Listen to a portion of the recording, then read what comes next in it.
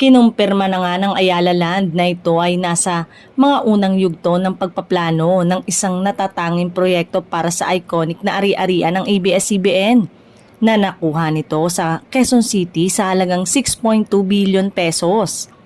Kabilang umano sa nabentang bahagi ang major na mga pasilidad tulad ng Dolphy Theater at ang It's Showtime Studio.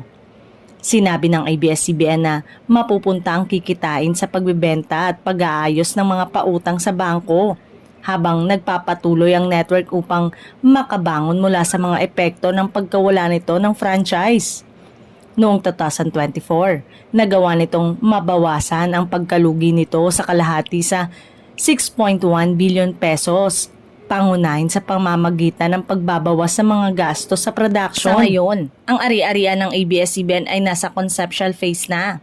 Ngunit sa track ng Ayala Land Record, isa sa pagbabago nito ay ang magiging mga urban space. Samantala ngayong araw, May 5, 2025, ang anibersaryo simula ng tumigil ang TV at radio broadcast operation ng ABS-CBN. Muling inalala ng mga netizen ang malungkot na sandaling yon.